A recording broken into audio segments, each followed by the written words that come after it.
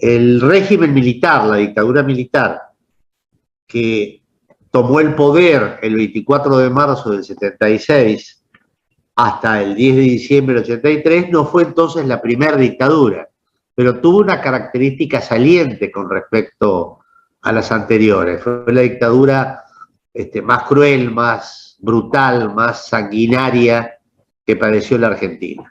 Establecieron un método de represión criminal que consistía en aprender a las personas en sus casas, a las personas que sospechaban que podían estar involucradas con el terrorismo, llevarlas a lugares clandestinos de detención, mantenerlas ahí en condiciones inhumanas, torturarlas para tratar de obtener información y luego lisa y llanamente asesinarlas.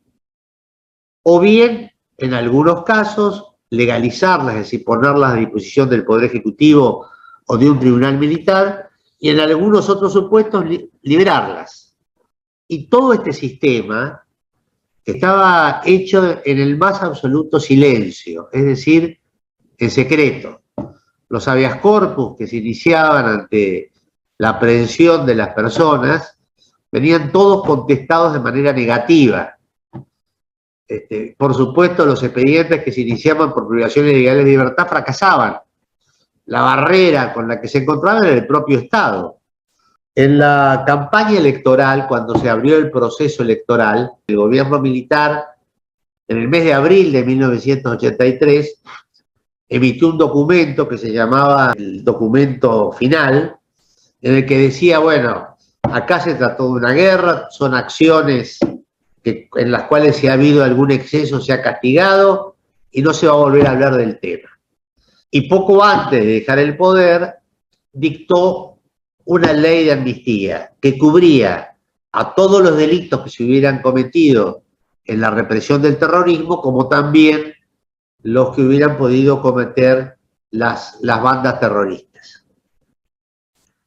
Frente a esta amnistía, los dos candidatos principales en esas elecciones, que era el candidato del Partido Justicialista, que era un reconocido jurista, un reconocido constitucionalista que se llamaba Italo Luder, dijo lo que jurídicamente era lo común, lo corriente. Es decir, bueno, el Código Penal tiene una regla que si se modifica la ley entre el tiempo de comisión del delito y la sentencia, cualquier ley en el tiempo intermedio siempre se va a aplicar la más favorable al imputado.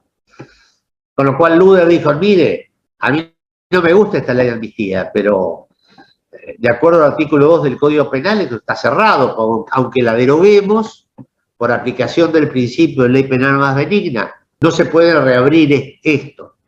Existía también otro obstáculo jurídico, que era que el Código de Justicia Militar vigente en ese momento establecía que los delitos cometidos, los delitos comunes cometidos en acto de servicio, eran competencia de la justicia militar.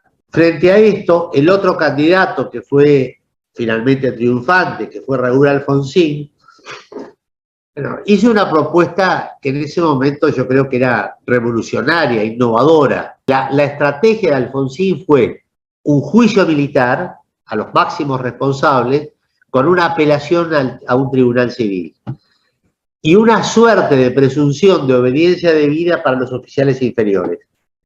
Cuando mandó el proyecto al Congreso, el Congreso le introdujo dos modificaciones centrales.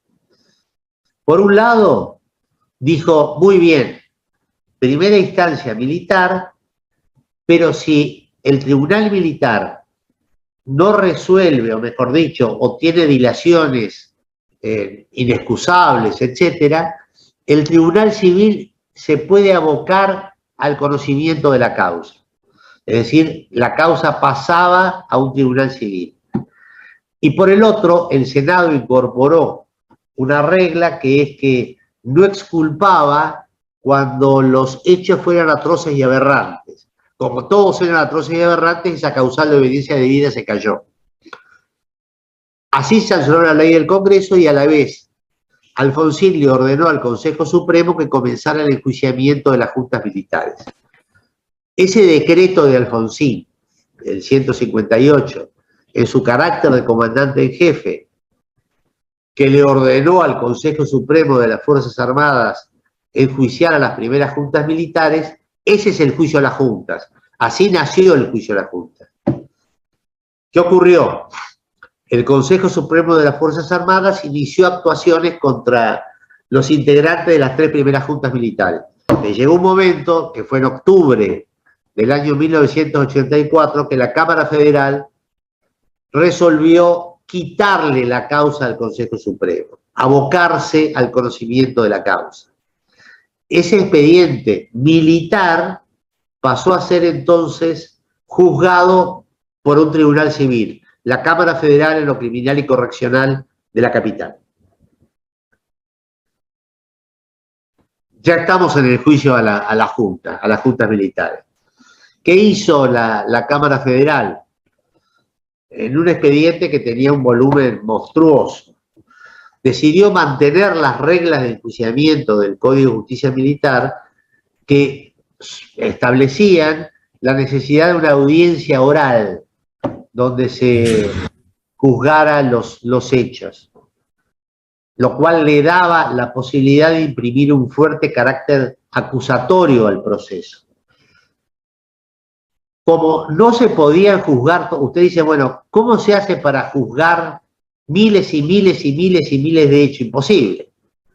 Todavía estaríamos en el juicio a las juntas. En consecuencia, cuando le corrió vista al fiscal, para darle al juicio un carácter marcadamente acusatorio, le dijo, bueno, seleccione hechos concretos para poder imputar a los comandantes.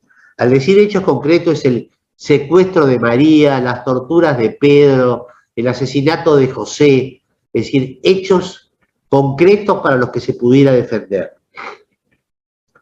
Por supuesto que había que probar que los hechos habían sido ordenados por los comandantes, pero ordenados en general. Luego, la responsabilidad era por estos hechos concretos. Esta selección de casos, se llamaban casos paradigmáticos, pero fueron los que se le imputaron concretamente a los comandantes. El fiscal escogió 700 casos, luego durante el juicio fue desistiendo de más, y terminaron siendo poquitos, 200 y pico, una cosa así. Por estos hechos concretos fueron que los comandantes fueron condenados.